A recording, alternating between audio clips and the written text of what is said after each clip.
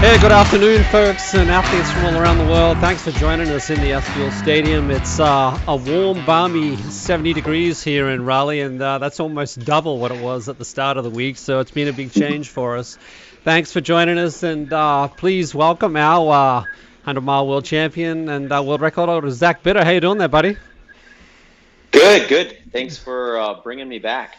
Cool, no problem. Well, we got you on the screen, and it's great to have you in this experience session. And folks, we're going to have Zach run us through a pretty high-intensity session today. He calls it short intervals, and we'll see how short they are as you get into the latter end of those. They'll still feel pretty long, I'm sure. But how you keeping there anyway, bud? In Phoenix, things cooling down a bit? Yeah, it's been a nice break in temperatures the last few weeks. This week it ramped up a little bit, but relative to the summer, it's still pretty cool. We get the nice cool mornings no matter what at this point. So I've been heading out the door around 6 in the morning and taking advantage of that most days for this last build up anyway. For sure. And we'll talk a bunch more about that. And folks, this is the first time we've also streamed live out into our iPhone app. And you can download that so that you can actually run with the session out on the road, not just indoors in the treadmill. So bear with us. It's our first go at that. And if you have feedback for us, by all means, give us that. So V02max session today. And before we jump into that, I do want to give everyone just some insight into a little bit about the stadium experience session. And if you haven't been in the stadium before, just a quick overview of what the platform is all about. It's really simple. For a run session like this, you're going to see a stopwatch come up on the screen, and the stopwatch will basically run our intervals today. If we're doing a bike session, you'll see a bike timer come up, and that'll run our intervals for bike sessions. Actually, next weekend, we're going to have our first crack at a brick session between bike run, so that'll be fun, where we use YouTube indoors like a number of you are now. And then you can jump out on the road and run with us for the rest of the show. That'll be next week. The other thing you'll see in the stadium is a screen like what Zach's on now, the SFuels screen. There's also a Zwift screen that comes up, and that's where we surface our athletes that have joined us today. So, Zach, you're the man behind the session. So maybe as I bring it up on screen here, you can talk us a little about through what's in store. And folks, I hope you're getting warm on the treadmill. We'll probably spend up to 10 minutes just warming up, and then we'll get into the session proper. So Zach, why don't you talk us through it?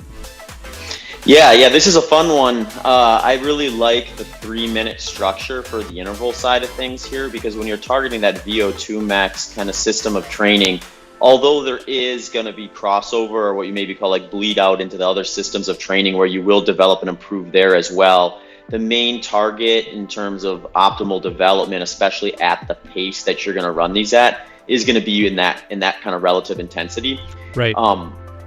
So this one's a fun one. The reason I picked 3 minutes here is because when we look kind of at a lot of the research for like specifically VO2max intensities, 2 to 4 minutes is kind of that sweet spot where it's long enough where you have some time to kind of get up into that intensity. Yep. And then stay there long enough before you start having a relative depreciation. And gotcha. With that 2 to 4 minute window, you can kind of maximize the number you do versus maybe going slightly longer than that or slightly shorter than that. And overall, I like to look at this within a training program to be something that's like, what is your relative volume overall? Like how many intervals at this intensity can you kind of compound upon one another over the course of that section of your training? And I think they're useful for any endurance event for the most part, like even 100 milers or 5 kilometers, you can use them for both. It just the order of operation is likely going to change a bit depending on what your target race is. Yeah. I like to share that for structuring training and stuff, the most specific stuff to your race day intensity is the stuff that you should be focusing mostly on as you kind of get closer to the race itself.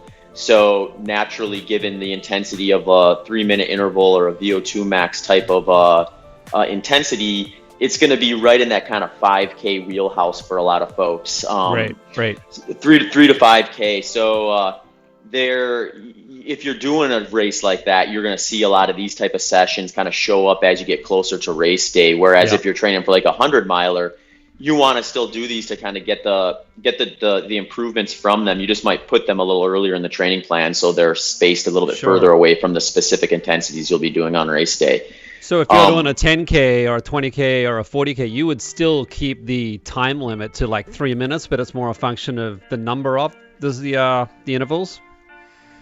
Not even as much the number of intervals as much as where I would put them in the plan. So gotcha. So for if you think of it this way, if you're doing a 5K in 6 weeks, you're going to be wanting to be doing a lot of these type of intervals, so you're practicing the pace at which you're going to race at. Right. Whereas if I'm doing a 100 miler in 16 weeks, I might start doing these right at that point, because I'm going to want to move away from these as I get closer to the race and work on whatever the intensity is that I'd be doing at 100 miles. So it's more of the order of operation. I typically build up to, and when I'm working with clients, I'll build up to maybe about 30 minutes of total volume at this intensity per week, as kind of that kind of final week or the end of that kind of build up. And and you can start from wherever you're at. I start as low as maybe 9 minutes total volume during a week on that first session of the season or the build up. So it might just be a simple 3x3 minute right out the gate that first week. But then, the next week, maybe you up that to 5. Then maybe you do 2 sessions of 3x3 the next week. And you're kind of just incrementally moving up into that higher volume per week framework. Gotcha. Well, yeah, it looks pretty intense, folks. And just to give context, so, Zach talked about at the high end, RPE 5. For those of you who run by lactate thresholds, this is what it would look like. So, for example, if your lactate threshold heart rate was 150, like the blue ribbon in the middle there, you look to the right, 157. That'd be the target where you want to be at for a session like this. So that's another way to just think about where you want to be at as we get into each of these intervals. Any comments here, Zach? Yeah, I think that's a cool gauge there too. And I really like using heart rate. Where you can maybe have a bit of an issue with a workout like this is a lot of times the heart rate monitors that we can use in the field are going to have a little bit of lag in terms of your ability to kind of use that in the moment, but they can be great feedback tools post-workout, in my opinion. So since this workout is high enough intensity, I think perceived effort oftentimes is kind of the ticket to executing it right. But then post-workout, you can upload that information to Strava or Training Peaks or whatever template you're putting it on, and take a look at kind of where your pacing is at the heart rate that you get. So when we're looking for improvement, we're hoping to see you travel a bit further as you progress for the same given time, or a bit further at the same heart rate, or a bit faster at the same heart rate. Those are all good signs that you're getting more efficient and you're developing within this system. Gotcha, that makes sense. Okay. So, hey, Zach, I know you wanted to firstly just, I know folks are warming up either out on the road or on the treadmill now, but did you want to walk us through just what's typical for you in terms of strides or, warm up for a session like this? Yeah. There's I like to call this, when we're doing warm-ups, really our goal here is to kind of close the gap between rest and the intensity at which you're going to do a workout at.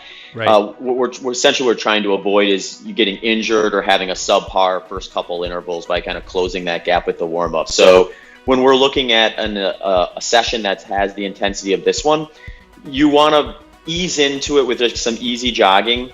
That's what that kind of 10-minute warm-up can be useful for. You can go as slow as you need to just to kind of get that movement going. Sure. Then I usually like to move into some dynamic stretches then, which is going to kind of also help fire up that central nervous system, which you want ready to go for these intervals.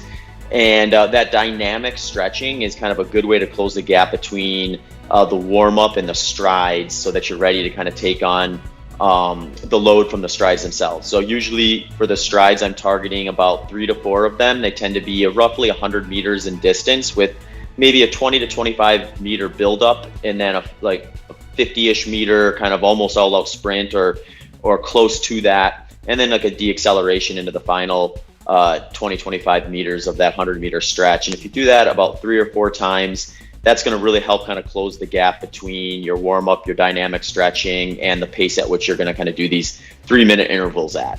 And that's going to lower your chance of getting injured and make you feel like just ready to go on that first interval versus needing that first interval essentially to kind of feel like you're kind of in the swing of things. Gotcha. Okay.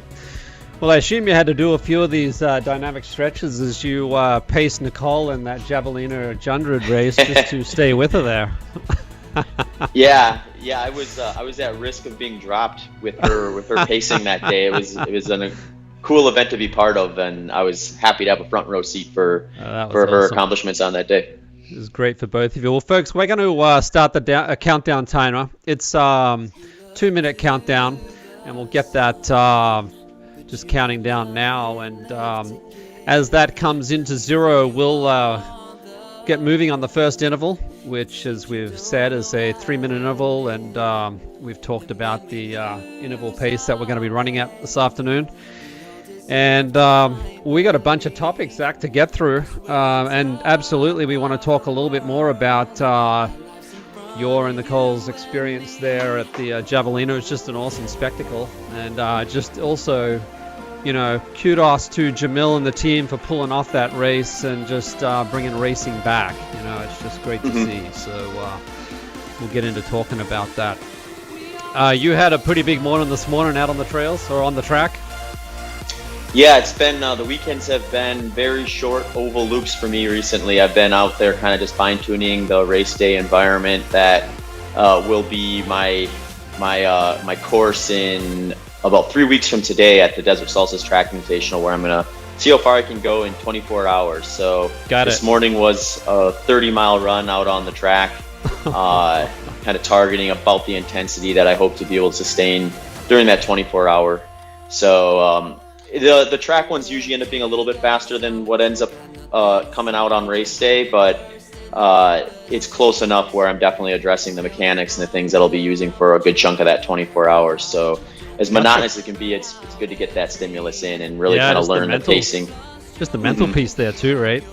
Just getting around the track. Well, hey, folks, we're 20 seconds away from getting started here. You're going to see me looking down every so often as I start surfacing some of our athletes with us this afternoon.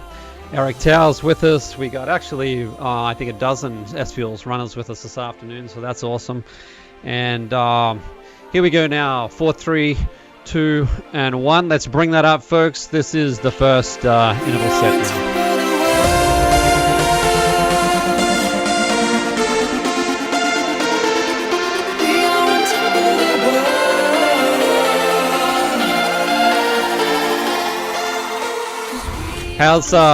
How's Nicole recovering, Zach, from Javelina?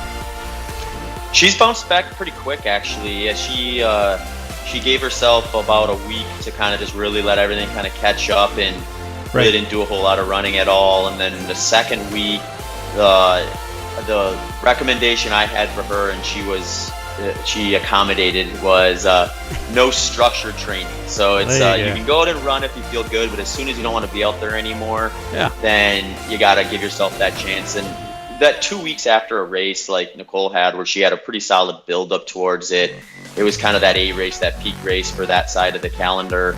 I really do think you need to be paying attention to both just like your physical recovery as well as kind of your mental recovery.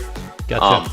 Since there is so much that goes into the training for a 100-mile race, you want to avoid a situation where you get back into it so soon that you get maybe a third or halfway into your next plan, and you start thinking back and wondering or wishing you had taken an extra week before you kind of fired things back up. And when you get a little itchy to start training again, say a few days or a week after, I always just try to remind folks, think of the worst spot you were in during the training plan from a motivation standpoint, and remember you want to try to avoid that. So if you can give yourself that extra little bit of time to kind of let everything reset, definitely respect that recovery time and refresh the mind and body. So she's been doing that, and she just started kind of putting together some basic structure this last week. So we're excited to see what she can do next. That's absolutely right. We're all excited to watch what she can do next. And folks, we're a minute away from the end of this first rep, so you should still be churning out there at the higher end of your intensity. As we said earlier, about 95% of your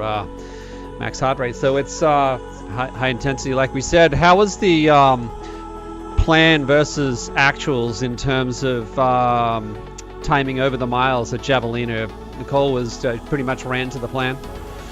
Yeah, no, I mean, I think she put on a clinic about around 100 miles for the most part. I thought that was one of the coolest parts about her race. We're fortunate that we live about 30 minutes from the course, so we're able to get out there and do some course recon and kind of really dial in pacing. And we had gone out there maybe about 3 weeks before the race and did 2 loops on what's a 5-loop course. And I think she averaged right around 8.5-minute mile pace for that training run in the heat of the day. So we knew that she could probably safely dip a little bit under 9-minute pace on race day, which would likely with a little bit folks, of the you can have a rest time. there. Sorry, Zach, I'll just jump in there. We'll let these folks have a rest. Let's pull that back, folks. Just on that, Zach, what's your guidance here in terms of rest periods? Is there a cadence you should be looking for? As easy as you need to go to feel fresh and ready to go for the next set. We can talk a little bit about maybe the reasoning for a 1-to-1 rest or work rest ratio. Yeah, that's here interesting. For these short intervals. Yeah, usually what I liked 1-to-1, because what we see in a lot of the literature is that if you do a shorter rest, so if we would give you maybe 1 minute, you get a lot of the same physiological adaptations that you do with a 3-minute or a 1-to-1 rest. But what they notice when they put that into practice is that when you shorten the rest inside of 1-to-1 work rest ratio, even though the physiological adaptations take place at the same rate, the velocity at which you're able to do the following reps does decrease when you start kind of shortening it by too much. Yeah, they did a study, I'm trying to remember exactly where it was from, where they looked at rest periods for 4-minute, like I think they termed them moderate length intervals. And so 4 minutes is right about in the same wheelhouse as what we're doing here today. And they tested 1 minute, 2 minute, 3 minute, and just as much as you felt you needed. So like perceived need. And what ended up happening was the velocity of the 3-minute recovery produced the velocity for the speed intervals was the fastest with the 3-minute session. So the interesting thing there to me was even when people just went by feel, they didn't quite even have as much. The relative velocity was a pinch lower than it was even with a 3-minute. So apparently 3 minutes knows more than your own perceived needs at times. And I want to tease out a little more from that study actually, because my curiosity there was like, is just like what people were thinking when they were deciding on that needed rest. And if they were taking more than 3 minutes, if perhaps it was almost getting to the point where it was long enough where they needed a little bit of extra time to get up to pace, whereas 3 minutes was short enough that they still had some of the momentum from the previous, from a leg turnover standpoint, but had enough rest to kind of carry through strong and hit those higher velocities. Well, that makes a ton of sense. Well, folks, you're getting the best inputs and best coaching from the best, and we're about 15 seconds away from moving into the second interval here, so I hope you rested up. Like Zach says, this is best practice, and we'll bring the music up as we kick off that second interval of 5. Here we go now. I'll bring it up now.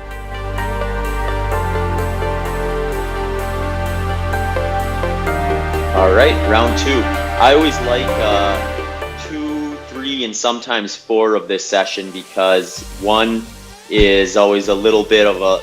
I mean, even with a good dynamic stretch and a good strides, there's still a little cobwebs to clear out, and just dialing back in that pace the way you know it. Then once you get that first one in your legs, 2, 3, and 4 feel pretty good, and it takes that 5th one I think to make you want to put a stop to it. Yeah.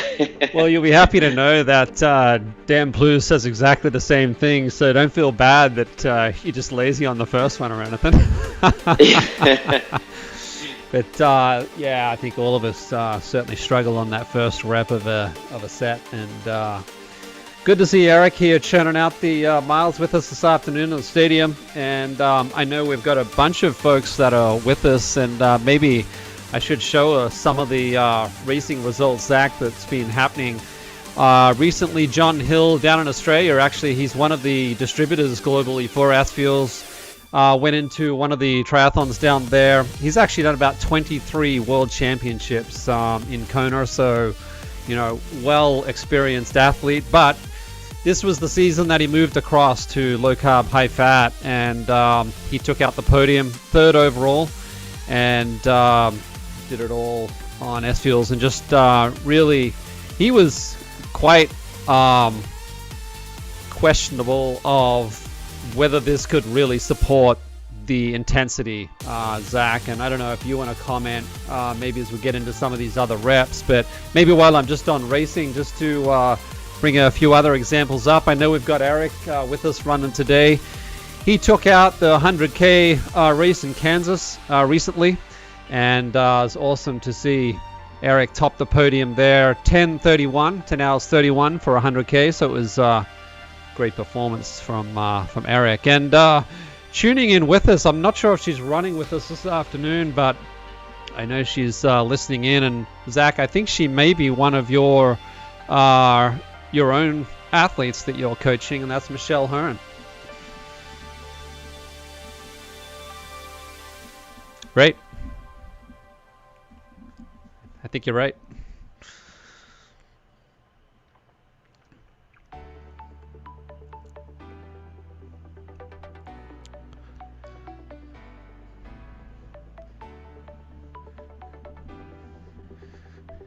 Yeah.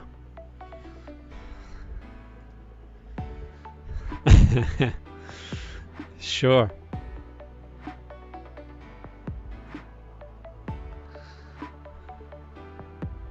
It's a rest, folks. We can bring back into a rest set there.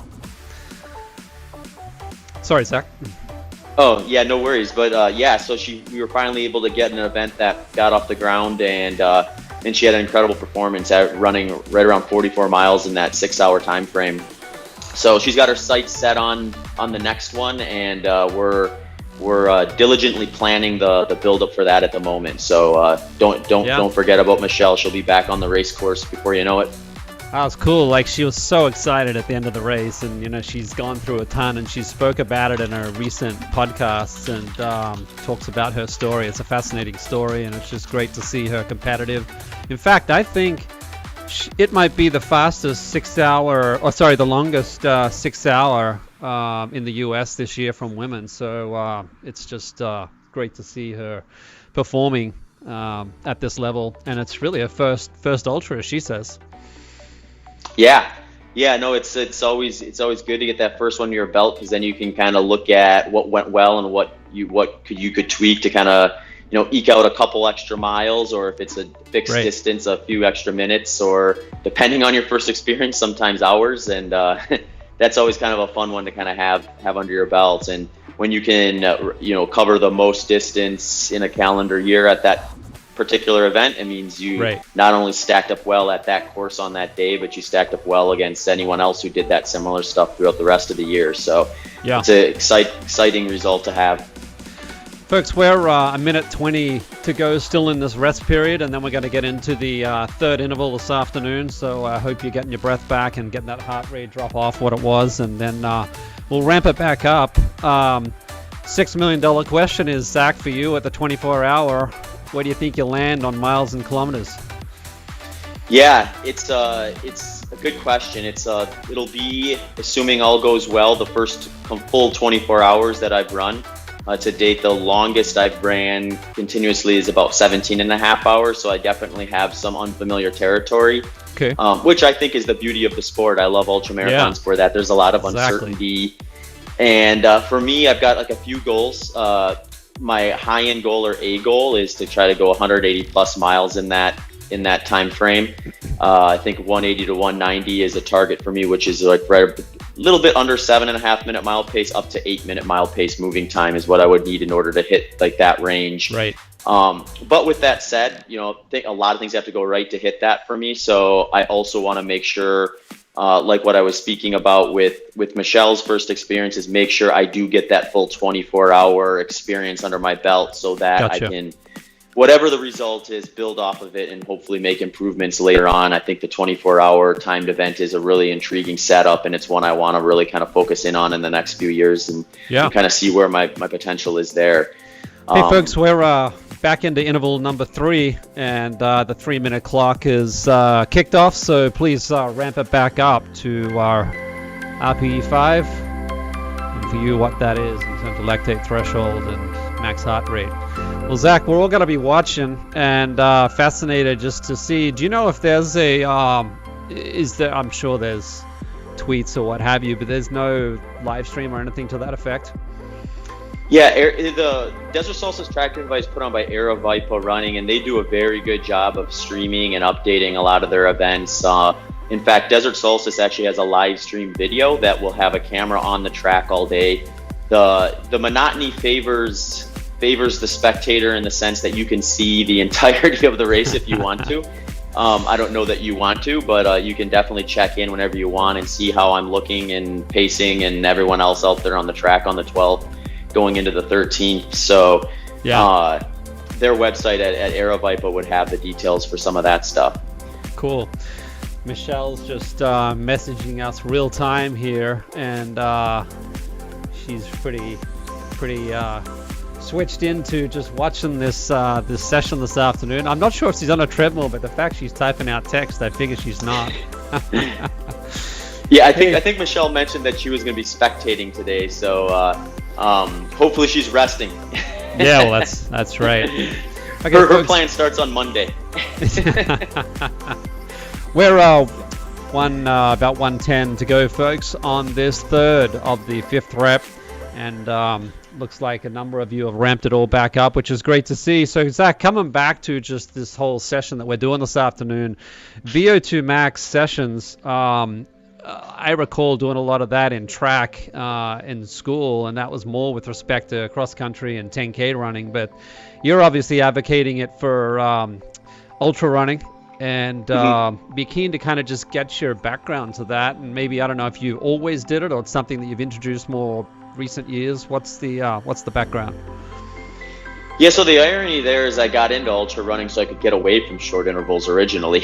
It was more of a draw where I felt like I got better as the distance got longer, and that was the type of workouts I enjoyed. But, as you kind of go through that, like everything that I think you do a lot of, eventually it starts to kind of dull a little bit, and you look for a little bit of nuance and change. And that's maybe when I started kind of getting back into doing some interval work, and then just kind of looking out at the landscape of what was available for just structuring training for races that have a lot less science behind them and a lot less information, like 100-mile races and ultra folks, marathons. We can just drop into a rest there and keep going there.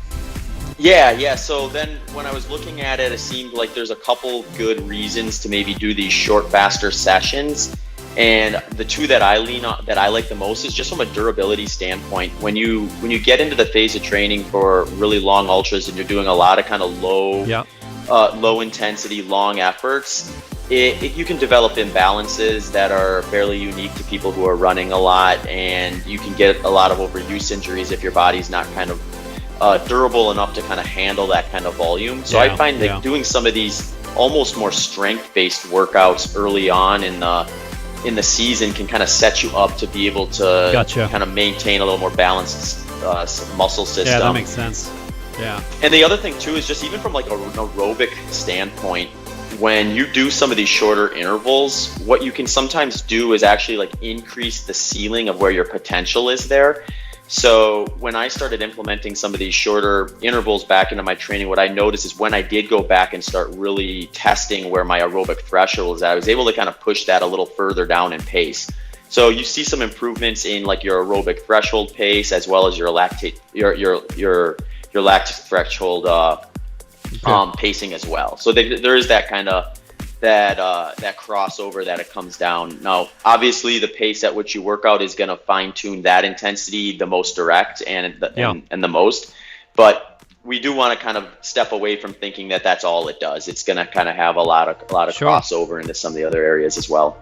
Yeah, no, for sure. Well, folks, we're 1:15 to go on this rest period, and then we'll jump back into the 4th interval, and we'll ramp the music back up and shoot you off onto the 4th of 5. So we've got we're certainly past halfway, folks, so stick with us, and I hope you're having some fun out on the road with the session this afternoon, and listen to Zach better talk us through his experience with respect to VO2 max sessions. And interesting, you were talking earlier about the 3-minute nature of this. Did you, again, was it research that drove you into that, or is it just your experience where you felt like that was the sweet spot?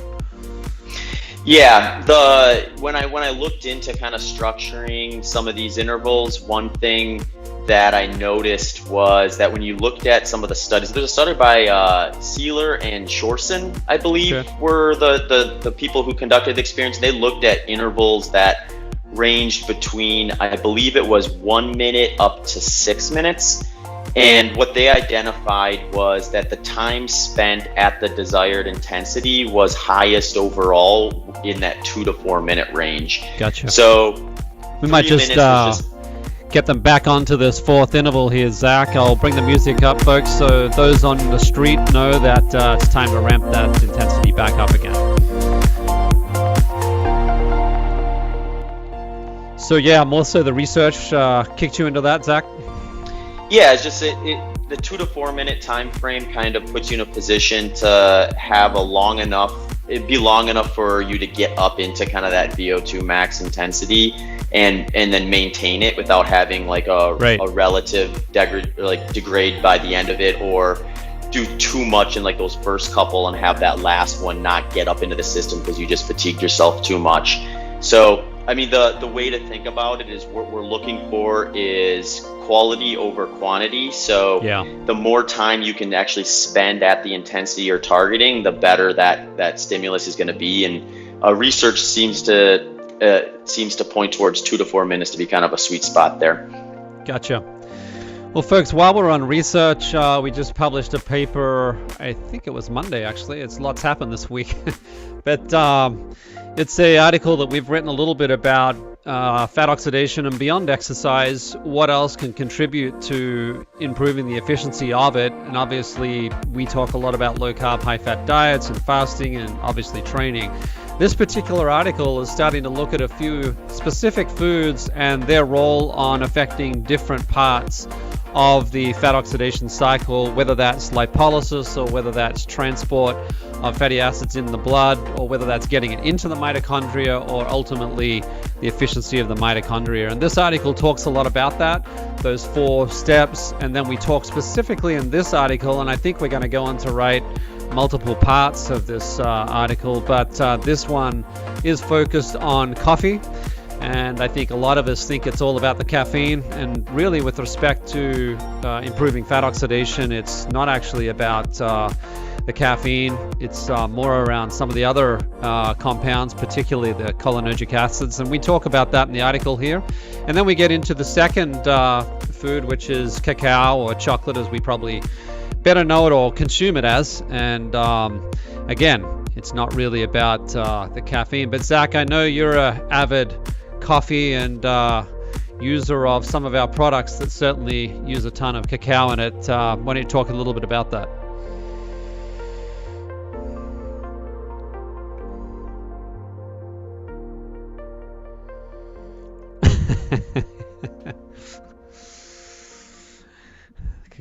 in those, and like right now my training during the week has been a lot of 2-a-days where I'll do like usually between 15 to 20 miles in the AM, and then maybe 10 to sometimes up to 15 in the PM.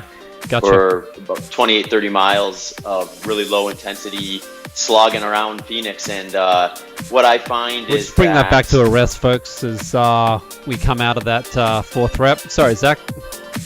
Yeah, I just find that when I'm putting in that much volume, it becomes very difficult to stay on top of energy intake if I'm going out completely fasted. So the SFuels Life Bars kind of give me a little bit of a jump start on energy intake for the day, as well as kind of break the time between my dinner and my first full meal after the workout. And the thing I like about the SFuels Life Bars, along with the cacao, is the fact that they have protein in it. So when you look at a lot of the recent protein research, what we see is you can take a big step forward by getting the right amount of high quality protein in your diet, but you can take another step forward by spacing it out right, so you're leveraging protein muscle synthesis every, say, 4 to 5 hours. So if I eat dinner at 6 p.m., Yeah. wake up in the morning and go out for a run at 6 a.m., fasted, finish by 8 or 9, and then eat my first meal 15 hours later, Yeah. I'm missing some potential windows from that protein Sure. muscle synthesis. And that may not be an issue for a lot of folks if they're not in a heavy training program. Like for me in off season, I probably don't need to leverage that window. Yeah. But when I'm peaking for a race and I'm trying to get every last ounce out of what I can do to prepare and recover as quickly as possible, I want to make sure I'm mindful of that. And the SFuels Life Bars have been a big addition to that protocol for me. Well, that's great. And folks, that article, we'll make sure that after the session today, we'll post out some links to that. And hey, Zach, you mentioned earlier about some streams that the Desert Solstice will run. Maybe we can get those links off you, and we'll get them out to everyone also, so they can watch live for 24 hours. Yeah. No, I'll take all the virtual encouragement I can get on that day, especially from 18 hours in. Yeah. Well, folks, we're about 50 seconds away from getting back into the fifth and final rep. And, start your endurance training and racing free of carbs and sugars. And switch on simultaneous fat and carb burning. Check out the science at SFuels. QR code below. So that's right, folks. In that first 30 minutes, you want to really avoid throwing down carbohydrates. That's going to stop and blunt your fat oxidation. And if you can get by without that, it's going to open up both the carbohydrate and the fat channels for oxidation as you get into those longer sessions. So you can do that with the SFuels Life product. That QR code will take you to it, and you can find out a lot more about the science. Well, we're 5 seconds away, folks, here now, to ramping up into the fifth and final interval, and it's another 3 minutes, and we're on now. We'll bring that up now.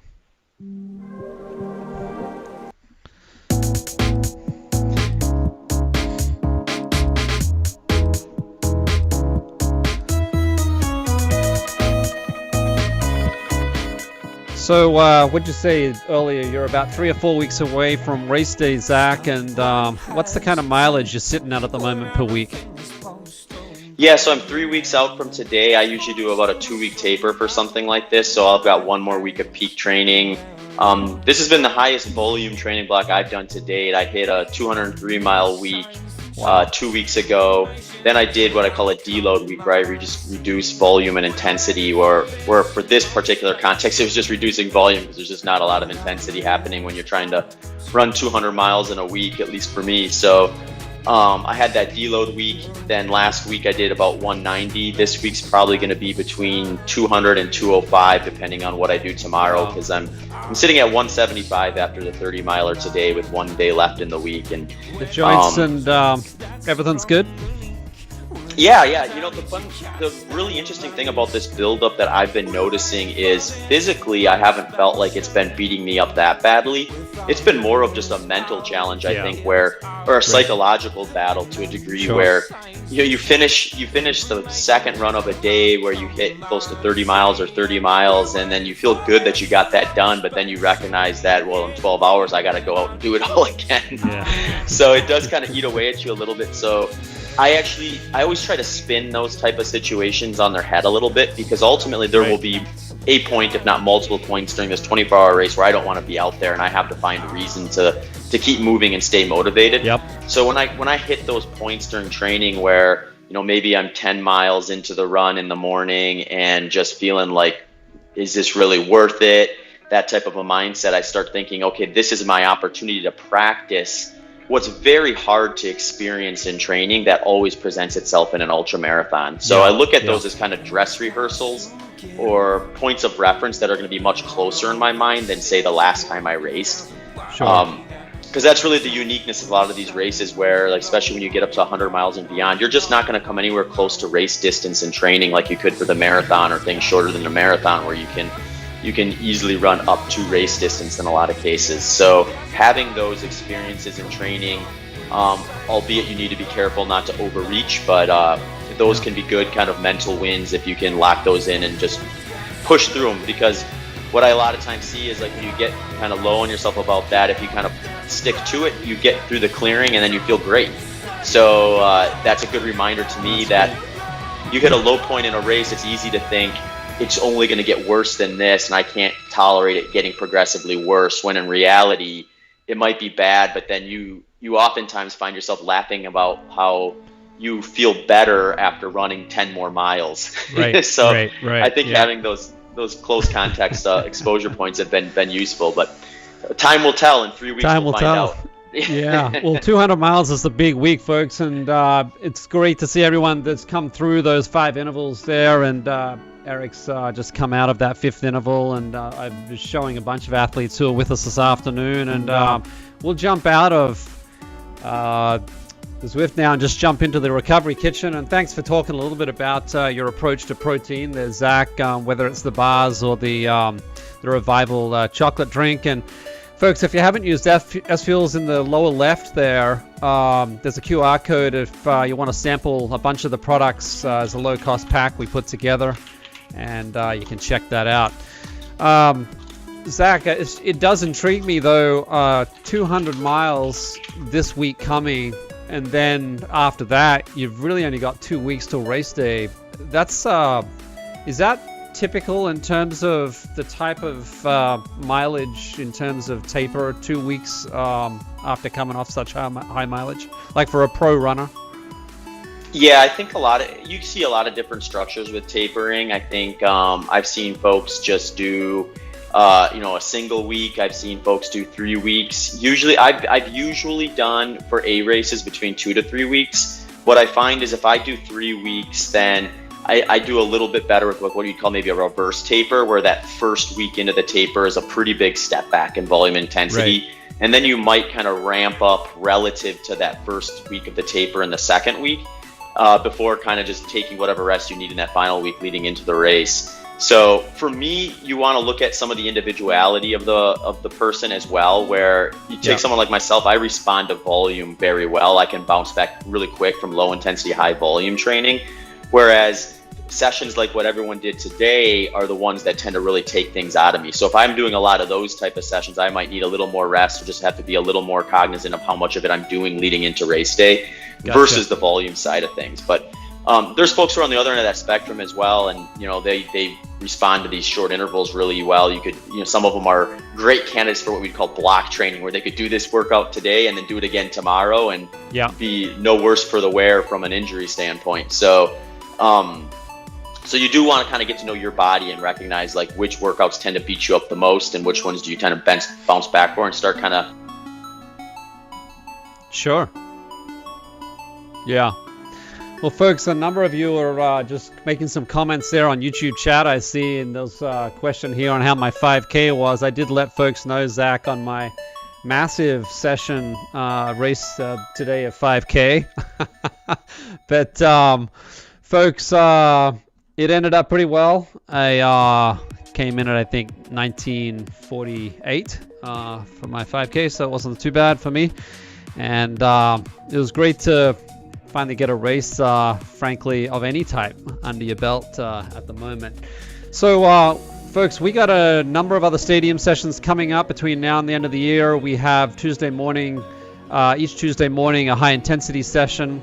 As I said, we have our first brick session, which will be a bike run next Saturday with the ITU Triathlon Off-Road World Champion, Lewis Ryan. He'll join us for that. And I think, Zach, we're going to have you back on later in December, if my memory serves me correct. I think so.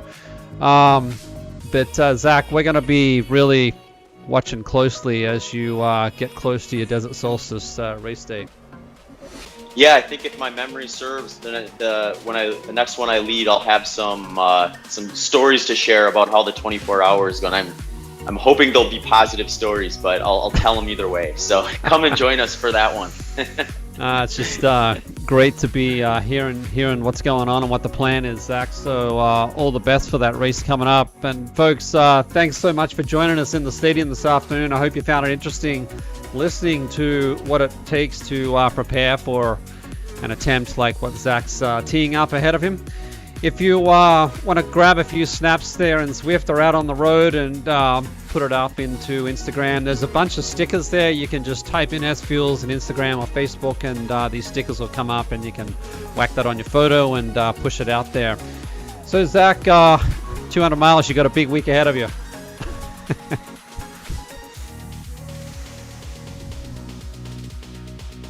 Yeah.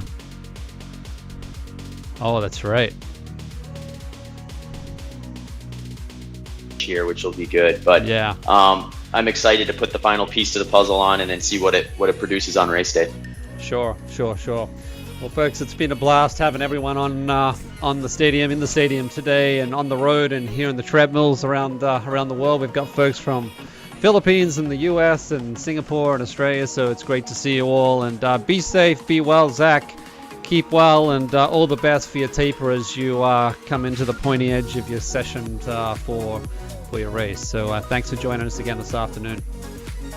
Yeah, thanks for having me, Leighton. It's always fun to chat with this. And I will add for folks, one of the kind of cool new add-ons that we have with these is you can participate on the outdoors on your treadmill, or if you just want to come in and kind of hear what we're chatting about, as well as some of the tips and tricks in constructing these type of workouts, feel free to pop your legs up on the couch and watch and yeah, you know, ask questions in the follow-up, and we'll keep kind of bringing some of this content out for you to learn how to structure your own training and racing. Absolutely. Build it into your taper, folks. Well, hey, have a good weekend. Be well, be safe, and go longer. We'll talk soon. Thanks for joining us here in the stadium. Quick Start Guide is out now. It's packed with info, charts, and tools to rapidly transition your endurance training and racing to your best results yet. Download yours today and raise your performance with SFuels.